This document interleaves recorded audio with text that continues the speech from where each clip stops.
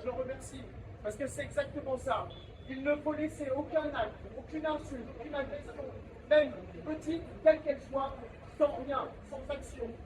On a vu le préfet et on le voit depuis maintenant quelques années. Il y a quoi qui a changé? Rien du tout.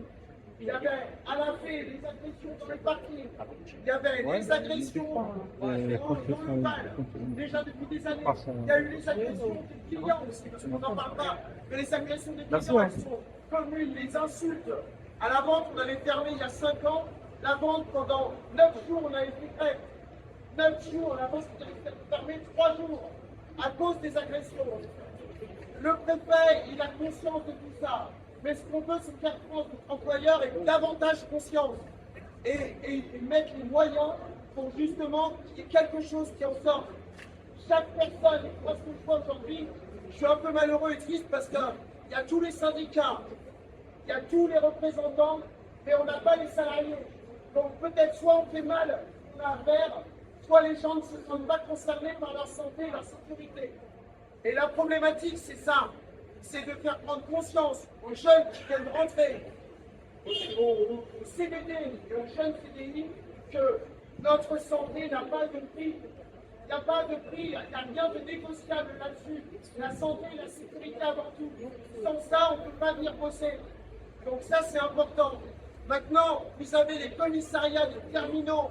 Ils sont à votre disposition pour prendre les plaintes. Ça veut dire que vous n'allez plus au 57-20. Et les personnes à qui on refuse de prendre la place, adressez-moi un délégué à vous, j'irai moi-même chez le préfet en disant on a refusé de prendre une plainte. Parce que notre problème, il est aussi là. C'est que l'État, elle ne fait pas tout ce qu'elle veut faire. Et on est en train de travailler sur ça et sensibiliser le préfet et le sous-préfet pour ce genre de choses. Voilà. Et ce que je souhaiterais, moi, et j'espère qu'il y aura d'autres mouvements un peu plus importants, c'est qu'il y ait les salariés avec lui. Donc, de grâce, quelle que soit l'étiquette, sensibiliser les gens pour qu'ils viennent à ces mobilisations. Parce que si on est 500 aujourd'hui, ça change tout. Mais si eux ne sont pas concernés, comment voulez-vous que nous, délégués, on puisse l'être autant qu'eux? Il faut, nous on l'aime, et eux ne le font pas. Ils ne sont pas là aujourd'hui. Ils ne sont pas là. Merci de m'avoir écouté. Bonne journée.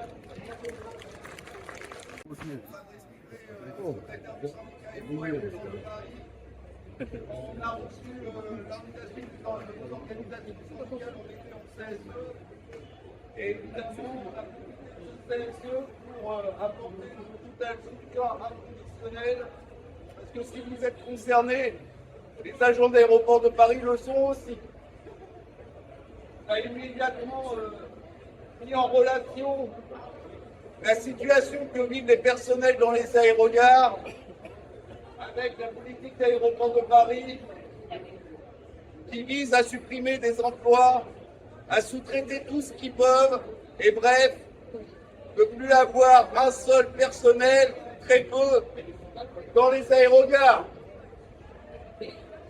Bien entendu, c'est le personnel qui comprend dans la tronche, mais au-delà de ça, le service public, le service public qu'on doit rendre aux passagers est totalement absent et totalement dégradé.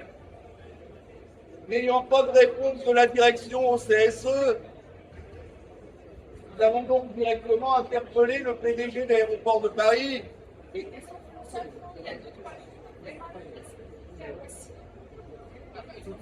Alors, dont la collègue l'a entendu il y a 2-3 jours, qui apparemment est se féliciter de la sécurité chez le CDG.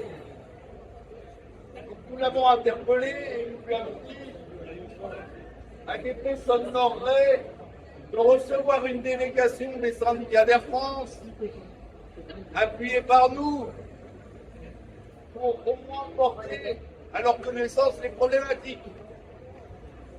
Dans un premier temps, on n'a pas eu de réponse, et ce matin, j'ai donc relancé.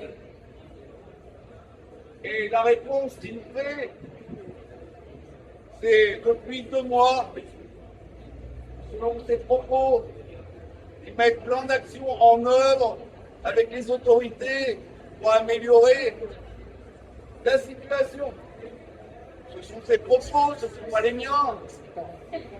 Autant qu'on peut s'interroger à vraiment prendre en compte la sécurité des salariés et des passagers, quand ce même PDG, il y a quelques mois, voulait sous-traiter le personnel SIAP, c'est-à-dire les primo-intervenants du terminal T3, et qu'il a fallu la mobilisation du personnel de l'aéroport de Paris pour le contraindre à retirer son projet.